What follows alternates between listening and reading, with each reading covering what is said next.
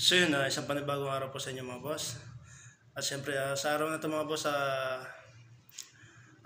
maraming salamat po pala kala sir at saka kay ma'am sa tiwala sa ating mga boss sa panibagong project natin na gagawin mga boss. At syempre kung bago lang po kayo sa channel ko, paki-subscribe nyo po yung Alex Official Vlog mga boss. Pati paki-follow nyo na rin po yung FB page natin, Alex Official Vlog mga boss. At syempre si Chupayng Official Vlog mga boss, paki-follow, like and share nyo na rin po. Paki-subscribe nyo rin po ang channel niya.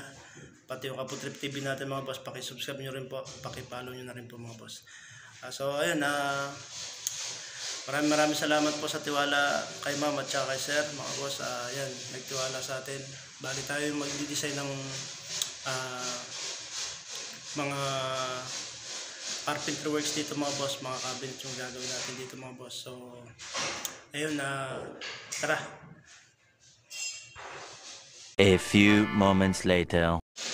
So yun mga boss, bali dito nagsisimula na tayo. So ayan, nagpe-frame muna tayo mga boss.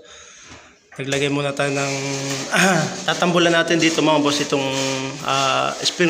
sprinkler mga boss. Ayan, kung papansin nyo. Ayan. Ayan. Tapos dito gumawa na rin tayo ng lamesa natin para sa tabasan natin.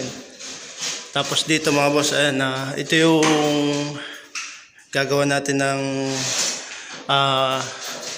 cabinet. Ito yung mayroon siyang kitchen dito sa area na to. Tapos ito babaguhin na natin to mga boss, titibagin na natin to. Tapos tayo na lang din ang nag-design nito mga boss. Tapos dito sa area na to maglalagay tayo ng bar counter. Tapos ito tatambulan na natin yan hanggang dun mga boss, para linagyan natin ng pasingawan dun sa CR. Tapos sa mga magtatanong mga boss, yung kung ilang square meter to, nasa 35 square meter to mga boss itong gagawin natin. Tapos dito sa area na to meron tayong closet. Dito yung closet sa area na to. Bali dito yan, may layout na rin tayo. Yan.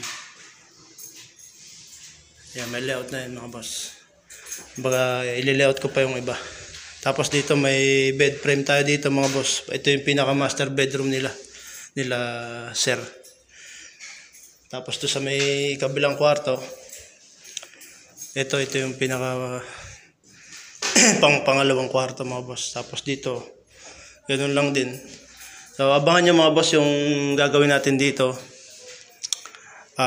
I-update ko po kayo mga boss sa gagawin natin ditong mga cabinet at saka kung ano itsura niya ngayon.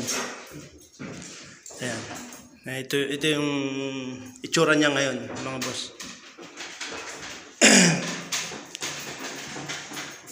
Ayan, sa area na to, ito yung nandito na yung sink niya. Yan mga boss. So ayan mga boss, in-update ko lang kayo sa bagong project natin. At syempre hanggang dito na lang mga boss. Ingat po kayo palagi and God bless po sa inyo. Bali, may natanggal na tayo isa dito. Tapos yung papa dito mga boss, yan, hindi papalitan din natin. Tatanggalin din natin tong grills na to. Kaya hinasa na natin ito mga boss, kasi waterproofing siya. Gamit natin waterproofing dito mga boss. Bali, Poison Flexiban mga boss. Shoutout, Pugi!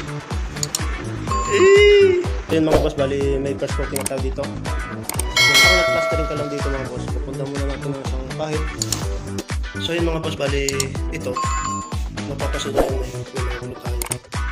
Ang gagamitin natin pagtanggal dito mga boss, lacquer thinner mga bossing. So yun mga boss, ang mapapasunod bali ito na yung finish na kanilabasan natin. Pati refill dito mga boss sa atin na paki-like and share naman po ng video natin. Salamat po sa mga support niyo po mga boss.